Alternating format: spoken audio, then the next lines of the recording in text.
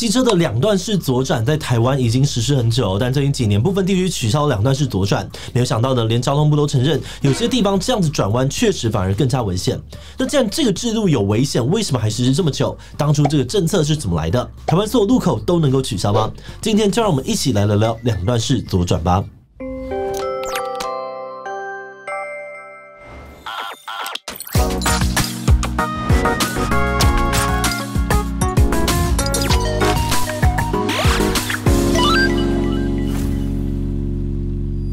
Hello， 大家好，我是志奇。两段式左转指的是当机车骑士要左转时，必须要先往前骑到右前方横向车道前的待转格里面，等待后车变换，红灯变绿灯之后，机车骑士才能够往原本的左边方向骑过去。因此，两段式左转呢也会被叫做待转。目前台湾大多数的十字路口都有机车两段式左转的规定。如果很不幸的在左转前呢遇到红灯那就必须要再多等一次红灯，总共2次红灯才能够顺利的左转。在酷热的夏天或是好大雨来袭的时候，两段式左转呢更是会让机车族等到非常绝望。这个规定时常被抨击不人性化，其实机车增加安全疑虑，更有不少的路权团体长期以取消两段式左转作为倡议的核心。那今天这一题呢，是我们的会员福利议题许愿池选出来的题目，我们会跟大家聊聊，如果两段式左转这么的糟，当初怎么会有这个规定？如果直接左转这么的棒，为什么政府不全面开放通行呢？不过在开始之前按照惯例，先让我们进入到工商服务时间。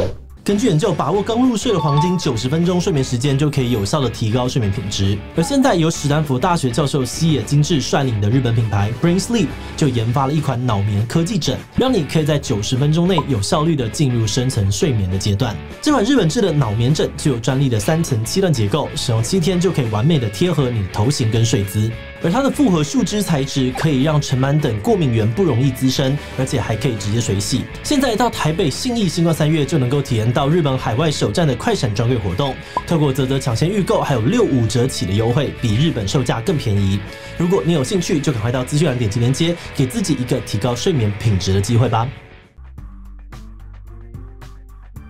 1970年代，台湾的汽机车数量爆炸成长道路空间开始不太够用了，于是政府决定采取一些措施来管制车辆。这些措施包含了加重处罚违规肇事的机车，加强取缔超速行驶的机车，在交通繁杂的路段呢全线禁行机车，以及禁止机车行驶内车道，并且另外开设机车专用道给机车行驶。那机车无法骑进内线当然也就变得不能够从内侧车道左转，所以政府就参照了日本做法，延伸出两段式左转的这个替代方案。不过这些措施的逻辑很像是把机车当作是管制品来限制。这个规定的改变呢，与其说是为了让汽机车能够共融行驶在马路上面，反而看起来更像是希望机车可以尽量的不要妨碍到汽车行驶。但是台湾的机车人口实际上面非常的可观，根据2022年的数据，全台湾呢大约有1430万辆挂牌行驶的机车，相当于呢每10个人就有6个人有机车。明明数量这么多马路上面能行驶的范围却很受限，这种现况呢就引起了很多机车骑士的不满。许多民间性的路权团体纷纷的质疑现行的道路规则助长了2轮骑士与4轮霸权，使得机车族成为了路上的自等公民。而路权团体争取权益的核心诉求就是取消强制两段式左转，以及更根本的开放机车行驶内车道。除了为了左转要连等2个红灯这类的 kimoji 的问题之外呢，不良的2段式左转设计还很容易威胁到骑士的生命安全。例如待转区的位置设计不良，就容易导致机车与汽车还有行人的冲突相撞。像是某些 T 字路口呢，待转格直接画在外侧车道的前面，而不是凹进去在人行道里面。这个凸出来的待转区呢，就很可能变成是一个待撞区。又或者某些路口的待转格与行人斑马线的距离不当，机车就必须要骑上斑马线才能够进到格子里面，增加人车相撞的风险。而此外呢，马路上面的机车数量众多常常有待转格太少，机车总是溢出格子外面的情形。有些路口呢则是标示不清骑士总是要到了路口才能够判断需不需要待转，而且呢容易因为临时变换车道而发生相撞的意外。那虽然对于车速较慢的人来说，两段式左转确实让人比较安心，但不良的两段式设计却会大幅的提升机车、汽车与行人三方的冲突危机。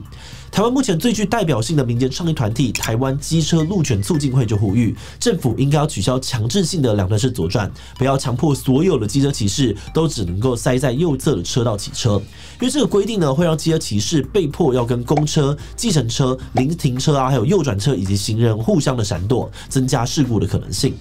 此外，更应该要连带的调整道路的规划，从车种的分流改为车速分流，让速度够快的机车也能够骑进内侧的车道，不只减少右侧的拥塞，也可以直接左转节省时间，同时减轻待转区的负担。于是机促会呢就策划了一系列的活动，想要让各地方政府重视这个问题。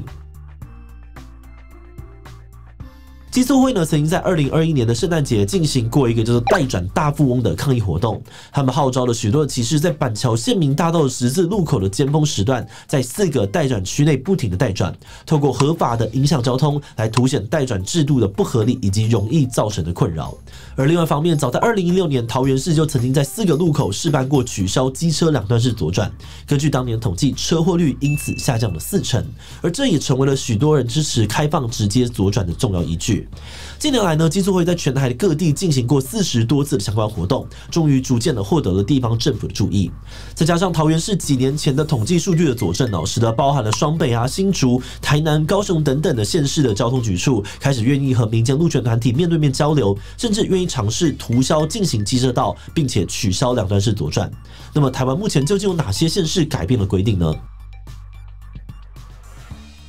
根据我们查到资料，台北市、新北市、桃园市、新竹市、台中市以及高雄市这些地区都有部分的开放机车直接左转，而开放的规则也蛮一致的。原则上，只要是单向两车道的地方，机车都可以直接骑进这个内车道左转，除非有特殊疑虑的路口例外。而单向3车道呢，则需要另外的评估。像是新北市呢有开放少部分，高雄市呢则是规定3线道机车一定要待转。不过这些路口呢，同时都有保留待转格，让每一位状况不同的机车骑士可以自由的选择左转方式。而这一套双轨并行的模式呢，市政府与路权团体几乎都一致认可。那么核心问题就来了，开放机车直接左转之后，除了一定会比较省时之外，行车安全也有一并提升吗？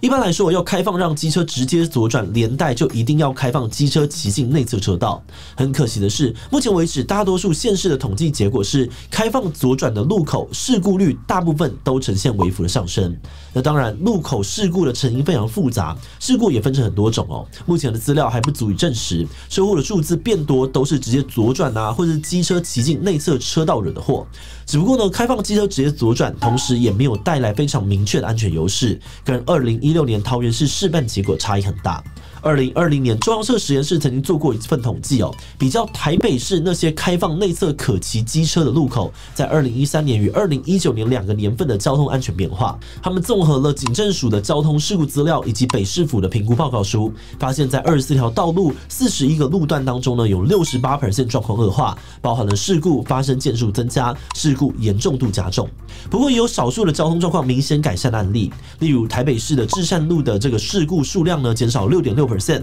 每起事故伤亡人数减少了 7.1%。 那么是什么原因造成了这些路段不同的结果呢？在中央社的报告当中，归纳了改善与恶化路段的前5名，发现右侧车道越危险的地方，让机车骑进内侧车道就越有助于改善交通安全。那么怎么样算是右侧车道危险呢？报告整理出了3个特征。第一是右侧的车道狭窄，也就是右侧车道的空间不够，让这个机车还有公车、计程车、右转车等车辆一起顺畅的共用。第二呢是红线很短，因为红线越少呢，路边的临停车辆就越多，车道的这个宽度呢也就被压缩的越严重。第三呢是公车的班次密集，只要公车的班次越多，机车被公车切换车道影响的次数就越多，也越危险。在这样的路段呢，开放机车行驶内车道，右侧车道的车祸数字呢都有显著的下降。但同时需要注意的是，机车因为变换车道的频率增加，所以在中间车道呢跟小客车碰撞的事故率也因此上升。那从报告的结论来看开放内侧机车道对于道路的安全究竟是好是坏，很难直接用单一的指标来判断。而且会影响一个路段交通安全的因素，除了前面讲到的路宽红线长度、公车密集度之外呢，还有像是停车格的长度、车流量的大小、总车道数、路边临停的程度等等，都是变因之一。在变数这么复杂的状况之下，全台湾的每一个路段或许都可以说是个案。开放内侧车道会带来什么样的改变，也都不会相同。而这个结论呢，也跟交通部各地方政府的交通局处面对争议时的回应有着异曲同工之妙。目前交通部承认部分待转格的位置设计确实有问题，有些地方呢已经最多重化。同时呢，交通部也同意两段式左转的标志标线都可以更加的清楚。而今年交通部长王国材呢，才在记者会上面指出在车流量大的地方，或许也可以增设第3车道，专门让机车左转。但到底能不能够全面的开放直接左转，或者是哪里可以开放，却是一个很难回答的问题。因为以数据来看开放直接左转并不一定会比较危险，或者是比较安全，影响路口安全的因素很多，目前还没有找到一个万用的模型公式，能够准确的预测每个路口应该要采取怎样的措施才最安全，还是得要等个案的判断才能够知道怎么样改变比较适合。在进入观念以前，我想要先特别的感谢志祺七七的所有会员有了大家支持跟赞助，我们才能够持续运作这个频道。而且今天这支影片的主题呢，就是会员投票选出来的所以如果你愿意支持我们走得更远，或是有特别想要了解的议题或社会现象，都欢迎加入我们的会员，每个月跟大家一起讨论票选有兴趣的主题。好的，那话说回来不知道看到这里的观众知不知道你居住的县市有没有开放单向2车道的路段机车可以直接左转呢？根据高雄市交通局的解释只要路口没有挂2段式左转的标志，就表示这里可以直接左转。而警察取缔呢是看有没有标志，不是看有没有格子。但是多家的新闻媒体都曾经实地采访，发现多数的骑士根本搞不懂哪里要带转，哪里不用。最后因为怕被骂，所以还是都一律带转。那这个经验，我们团队很多人也都非常的感同身受。而且最怕的就是到了路口才发现没有带转格，要转转不过去的危险状况。如果政府能够加强宣导左转的规则，而且统一标志摆放的位置与提示距离，或许就能够让骑士们更有共识，也是现阶段能够做到的一大改善。此外呢，机车因为频繁的变换车道导致车祸率上升的统计结果呢，或许也显示出，虽然道路规则放宽了，但人们的驾驶能力以及对于规则的认知都还没有完全的跟上。那我想要享受到争取权益后的安全与便利，人们对于路权的认识还有共识，还有驾驶能力是否足够，也都是不可或缺必须要重视的地方。那么今天的提问就来问大家依照你骑车或是开车的习惯，你会希望机车用什么样子的方式左转呢？ A 当然是直接左转最快很准， B 2段式左转比较安全也不紧张， C 其实我觉得从最右侧左转最好， D 只要路上的人有共同的默契就好。以其他留言跟我们分享你的想法吧。最后如果你喜欢今天的影片，欢迎分享出去，让更多人知道取消2段式左转究竟是好是坏。此外呢，也可以点击这个地方看重机为何不能够上国道，以及台湾真的是行人地狱吗？那么今天的这一期就到这边告一段落，我们就明晚再见喽。